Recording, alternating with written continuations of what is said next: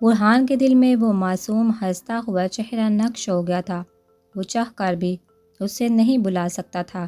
اسے وہ لمحہ یاد آ رہا تھا جب گرم چائے میں اس کی انگلی ڈپ ہوئی تھی اور اس معصوم چہرے نے منہ پر ہاتھ رکھ کر اپنی ہنسی کا گلا گھونٹا اور مسکراتی نظروں سے اسے دیکھتی کچن میں چلی گئی۔ ہائے وہ کیا حسین لمحہ تھا! وہ صوفے پر لیٹے دل پر ہاتھ رکھے اقوا کی یادوں میں گم تھا۔ لیکن ہائے یہ اذہان کمینہ! اگر اسے پتہ چل گیا کہ میں اس کی معصوم بہن کے بارے میں یہ خیالات رکھتا ہوں، وہ تو مجھے قتل کرنے میں بھی ذریعہ نہیں کرے گا۔ لیکن کوئی بات نہیں، میں اسے منا لوں گا۔ اور زیادہ سے زیادہ کیا کر لے گا؟ 2 مکوں اور 2 لاتوں سے کام چل ہی جائے گا۔ اور اگر ان 2 مکوں اور 2 لاتوں سے میرا کام ہو جائے تو مجھے اور کیا چاہیے؟ وہ دل ہی دل میں اذہان کے غصے کا اندازہ لگا رہا تھا اور ساتھ ساتھ پلاننگ بھی کر رہا تھا کہ اتنے میں ڈور بیل کی آواز سے اس کی سوچوں کا سکتہ ٹوٹا۔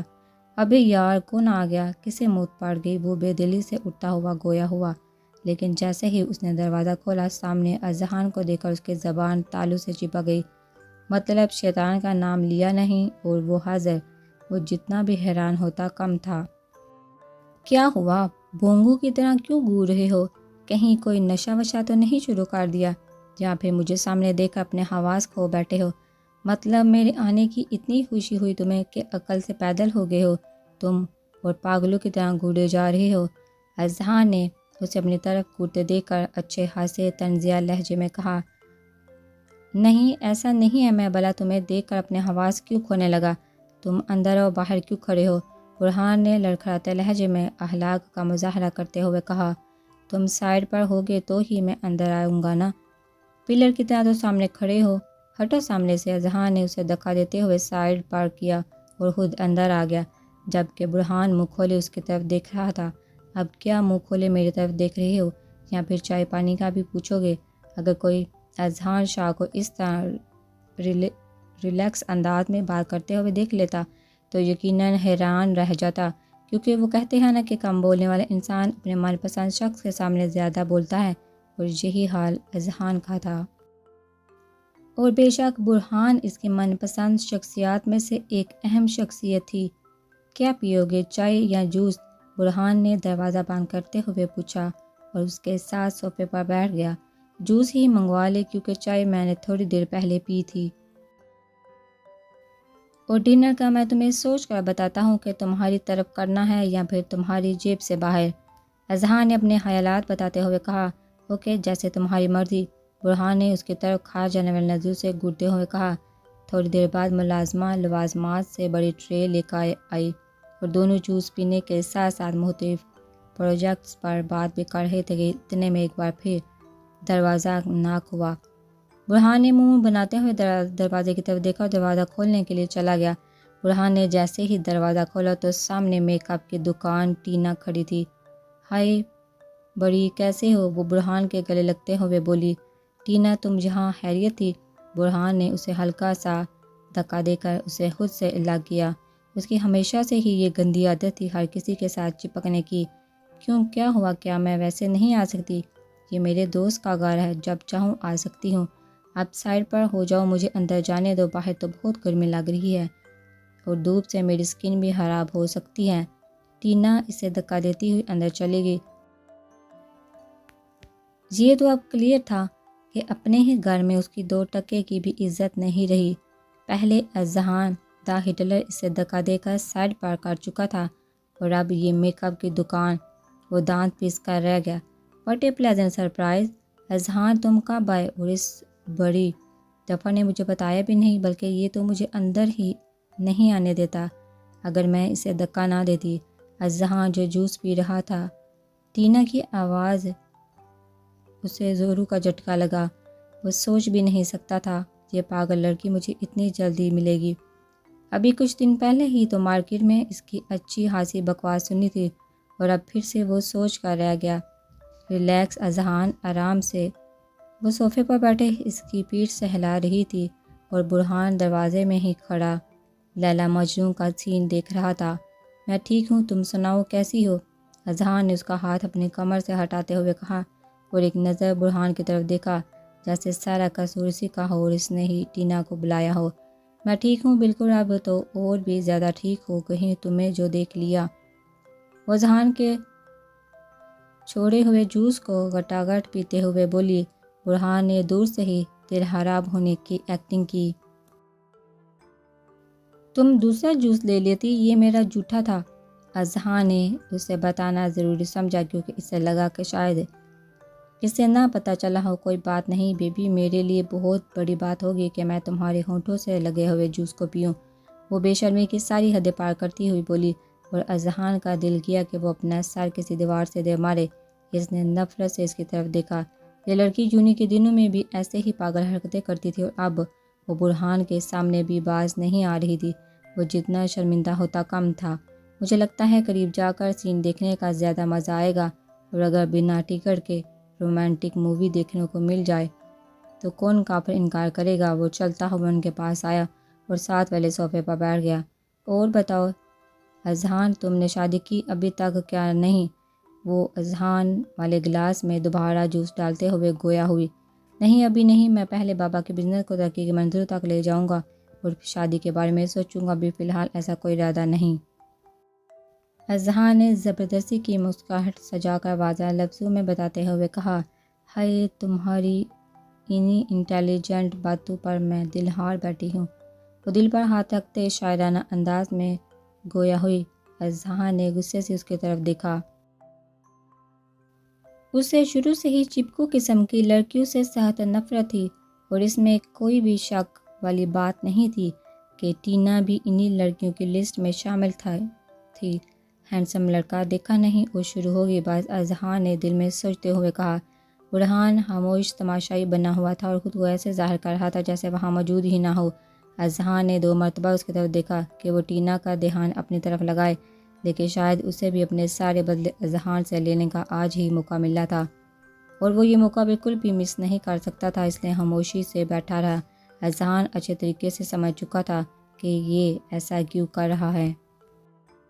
اس دن اذہان نے جو اس پر مکو اور لاتوں کی برسات کی تھی، اس کا حساب وہ اب لے رہا تھا۔ بڑا کمینہ ہے تو، اس نے آنکھوں کے اشارے سے برہان کو ایک نیا نام دیا۔ اچھا اذہان، جب تم شادی کا ارادہ کرو تو مجھے یاد سے انوائٹ کرنا، میں ضرور آؤں گی۔ تم تو مجھے کوئی گفٹ ہی نہیں کرواتے، لیکن میں ایسی نہیں ہوں، میں تمہاری شادی پر ضرور آؤں گی۔ ہاں کیوں نہیں، میں تمہیں ضرور انوائٹ کروں گا۔ کھانے کے برتن بھی تو تم نے ہی صاف کرنے ہیں، اور مجھے یہ لگتا ہے کہ تم یہ کام بہت اچھے طریقے سے کر پاؤ گے۔ اذہان نے دل میں ٹینا کا مذاق بناتے ہوئے کہا۔ یس شور، کیوں نہیں، تم میری بیسٹ فرینڈ ہو، میں تمہیں بھلا کیوں نہیں انوائٹ کروں گا۔ ایسا ہو سکتا ہے کہ میں تمہیں اپنی شادی پر نہ انوائٹ کروں؟ اذہان نے مسکراتے ہوئے اسے کھلے دل سے آفر کی۔ اوکے گائز، میں چلتی ہوں، مجھے ایک بہت ضروری کام یاد آ گیا ہے، پھر چلتے ہیں۔ سی یو بائے، وہ اپنا بیگ اٹھاتے ہوئے بولی۔ ہاں جاؤ، دھماکہ دہی بنا دیا ہے تم نے بے شرم لڑکی، جب سے آئی ہو مجال ہے ایک منٹ کے لیے بھی زبان باندھ رہی ہو تمہاری۔ اذہان نے دل میں خوب بڑاس نکالی کیونکہ منہ پر کہہ کر وہ مزید اس کی بے شرمی برداشت نہیں کر سکتا تھا۔ ہاں کیوں نہیں، ضرور ملیں گے۔ اذہان نے زبردستی کی مسکراہٹ چہرے پر سجا کر اسے الوداع کیا۔ ٹینا کے جانے کی دیر تھی کہ اذہان صفحے پر کھڑا ہو کر اپنے بازو کے کپ فولڈ کرنے لگا، کیونکہ یہ شرٹ اس کی فورٹ تھی، اس لیے وہ نہیں چاہتا تھا کہ اس کا ایک بھی بٹن ٹوٹے۔ دوسری طرف برہان اس کو بازو کے کپ فولڈ کرتے دیکھا بھاگنے کے چکر میں تھا، جب پھرتی سے اذہان نے اس کا کالر پکڑ لیا۔ بے غیرت کمینے انسان، دوست کے روبے دشمن ہو تم میرا، مجال ہے اسے تم نے اپنی باتوں میں لگایا ہو۔ میرے دماغ کی چٹنی اور پتہ نہیں کیا کیا بنا دیا اس پاگل عورت نے، اور تجھے ذرا بھی ترس نہ آیا کہ تمہارا بھائی جیسا دوست اکیلا جنگ لڑ رہا ہے، بلکہ تم تو آرام سے بیٹھے چسکے لے رہے تھے۔ تجھے تو میں نہیں چھوڑوں گا آج۔ اذہان اس کے پیڑ میں مکے مارتے ہوئے اسے اچھا خاصا سبق سکھا رہا تھا۔ دیکھ میرے بھائی، میری بات سن، اس طرح کی جنگ میں اکیلے ہی لڑنا چاہیے، کیونکہ اکیلے لڑنے میں زیادہ مزہ آتا ہے، اور اگر کوئی خوبصورت لڑکی لفٹ کروا رہی ہو تو انکار نہیں کرتے۔ میں تو بس تیرا بھلا کر رہا تھا۔ برہان نے صوفے سے چھلانگ لگاتے ہوئے اسے بہت فائدے کی بات بتائی۔ اچھا بھلا کر رہے تھے تم میرا، اور یہ تھوڑا سا بھلا اپنا بھی کر لیتے، تب تو ایسے زبان بند تھی جیسے فالج ہو گیا ہو تجھے۔ وہ دونوں صوفوں کے ارد گرد چکر لگا رہے تھے۔ ایک مارنے کے در پہ تھا تو دوسرا خود کو بچانے کی ہر ممکن کوشش کر رہا تھا۔ کہیں سے بھی قابل بزنس مین نہیں لگ رہے تھے، بلکہ ایسے لگ رہا تھا جیسے نرسری کلاس کے بچے لڑ رہے ہوں۔ وہ دونوں ابھی لڑ رہے تھے جب ہارن کی آواز سے ایک دم الرٹ ہو گئے۔ لگتا ہے مام ڈیڈ آ گئے، برہان نے پریشانی سے کہا۔ کیا؟ اذہان اسے بھی زیادہ زور سے چیخا۔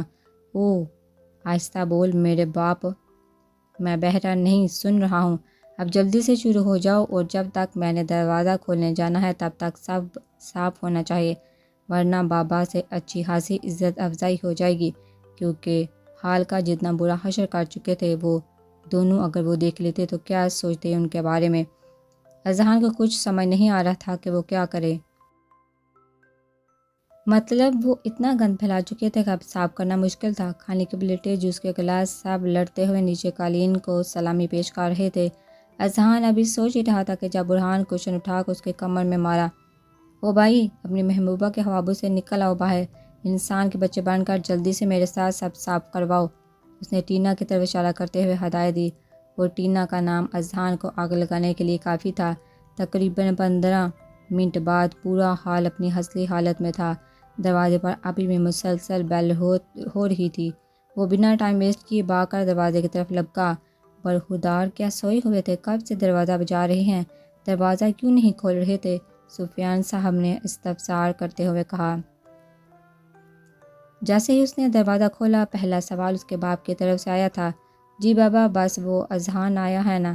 آج تو اس لیے بات تمہیں پتہ ہی نہیں چلا، آپ آئیے پلیز۔ اچھا، اذہان بیٹا آیا ہے، کدھر ہے وہ؟ شائستہ بیگم نے چاروں طرف نظر دوڑاتے ہوئے پوچھا۔ جی ماما، وہ شاید میرے کمرے میں فریش ہونے کے لیے گیا ہے، راستے میں کافی ڈسٹ تھی نا، اس لیے آپ بیٹھیے پلیز، وہ ابھی آ جاتا ہے، برہان نے اخلاق کے دائرے میں رہتے ہوئے انفارم کیا۔ اذہان تیسری دفعہ اپنے بال سیٹ کر چکا تھا، لیکن آج شاید انہوں نے بھی قسم کھا رکھی تھی کہ اپنی اصلی حالت میں نہیں آنا۔ بہرحال جیسے تیسے کر کے اس نے بالوں کو سیٹ کیا اور ایک بار خود وہ آنے میں دیکھا، کیونکہ وہ نہیں چاہتا تھا کہ برہان کے پیرنٹس کے سامنے اس کا امیج خراب ہو۔ وہ سب ابھی باتیں کر رہے تھے کہ اذہان کے سلام نے ان کی توجہ اپنی طرف کھینچی۔ وعلیکم السلام، شکر ہے بیٹا تمہیں آنٹی کا خیال بھی آیا، کدھر مصروف رہتے ہو اور کب سے آئے ہوئے ہو؟ برہان نے کوئی چائے پانی کا پوچھا یا نہیں، وہ اس سے استفسار کرنے لگی۔ بس آنٹی، ٹائم ہی نہیں ملتا، اور مجھے کافی دیر ہو گئے ہیں آئے ہوئے، لیکن یہ موصوف تو اتنے کنجوس ہے کہ مجھے غریب کو کوئی چائے پانی کا بھی نہیں پوچھا۔ میں تو کب سے آپ کا ویٹ کر رہا تھا، کب آپ لوگ آئے اور مجھے کوئی چائے پانی کا پوچھے، یہ تو بڑا بے مروت انسان ہے۔ اذہان نے معصومیت کے سارے ریکارڈ توڑتے ہوئے کہا۔ برہان سکون سے بیٹھا تھا کیونکہ وہ اس کی عادت سے اچھے سے واقف تھا، بدلہ لینے کے لیے تو وہ کسی بھی حد تک جا سکتا تھا، لیکن وہ حیران ضرور ہوا تھا، مطلب جو اتنی دیر سے ٹھوس رہے تھے وہ کیا تھا؟ مطلب حد ہی ہو گئی ہے بدلہ لینے کا، یہ بہت ہی گھٹیا طریقہ سوچا ہے تم نے۔ اس نے آنکھوں کے اشارے سے اسے جواب دیا۔ کیوں برہان، کیا اذہان صحیح کہہ رہا ہے؟ شائستہ بیگم نے برہان کی کلاس لیتے ہوئے کہا۔ اب وہ بیچارہ کیا کہتا، یہ چالاک آدمی تو اسے اچھا خاصا پھنسا چکا تھا۔ جی ماما، بس باتوں میں یاد ہی نہیں رہا، لیکن نیکسٹ ٹائم ایسی غلطی نہیں کروں گا، بلکہ ان کی اچھی خاصی خدمت کروں گا۔ اچھی خاصی پر زور دیتے ہوئے وہ بولا، اور اذہان کا دل کیا کہ وہ دل کھول کر کہکا لگائے اس کی حالت پر۔ اس نالائق سے ہمیں اور امید بھی کیا ہو سکتی ہے؟ سفیان صاحب نے بھی اپنا حصہ ڈالنا ضروری سمجھا۔ اچھا بس کریں آپ، میں نے کہہ دیا ہے نا، وہ نیکسٹ ٹائم ایسا کبھی نہیں کرے گا۔ آپ جائیے، فریش ہو جائیے، میں کھانے کا کچھ کرتی ہوں، شائستہ بیگم نے اپنے شوہر کو ٹوکتے ہوئے کہا۔ ہاں بھئی، ہم بھلا کیا کہہ سکتے ہیں، اسے ڈانٹنے کا سرٹیفکیٹ صرف آپ کے پاس ہے۔ وہ طنز کرتے ہوئے اپنے کمرے میں چلے گئے۔ پیچھے شاید بیگم مسکراتی ہوئی کچن میں چلی گئی تاکہ ملازمہ کے ساتھ مل کر کچھ کھانے کا بندوبست کر سکے۔